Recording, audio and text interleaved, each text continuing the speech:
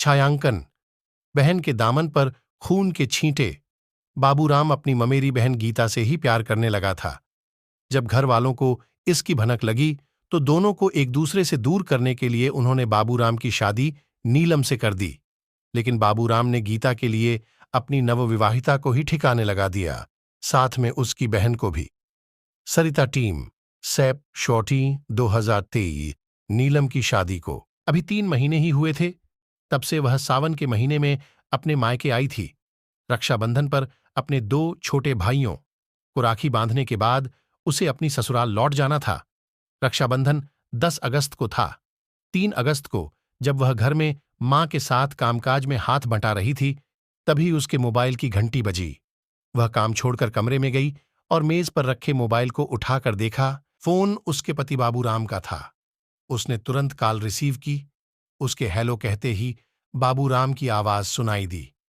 नीलम, तुम दातागंज आ जाओ, मैं तुम्हें गोपाल सिद्ध का मेला दिखाकर लाऊंगा।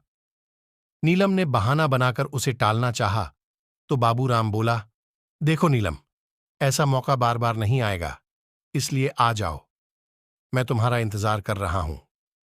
बाबूराम ने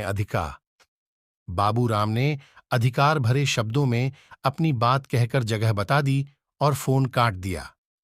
नीलम को बाबूराम पर बिल्कुल भरोसा नहीं था। 3 महीने में वह उसे जितना जान पाई थी, उससे उसे लगता था कि बाबूराम उसे पसंद नहीं करता। लेकिन वह उसका पति था और जिद कर रहा था, इसलिए जाना उसकी मजबूरी थी। उसने अपनी मां को बताया और फिर अपनी छोटी बहन संगीता को साइकिल पर बैठाकर दातागंज चली गई।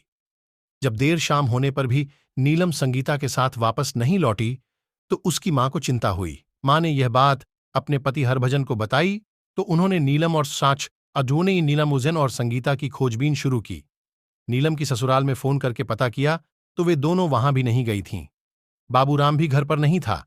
आगे की कहानी पढ़ने के लिए सब्सक्राइब करें digital digital plus 24 print magazine subscription के साथ पाए। सांस क्यों फूलती है, जाने इसकी वजह। मैं 2 साल से अपनी चाची के साथ संबंध बना रहा हूं, समझ नहीं आ रहा ये सही है या गलत। रामलाल की घर वापसी, टूटा हुआ रिश्ता, रूप दीवानी, मोहजाल का जादू, टेढ़ा है पर मेरा है, सांस क्यों फूलती है, जाने इसकी वजह।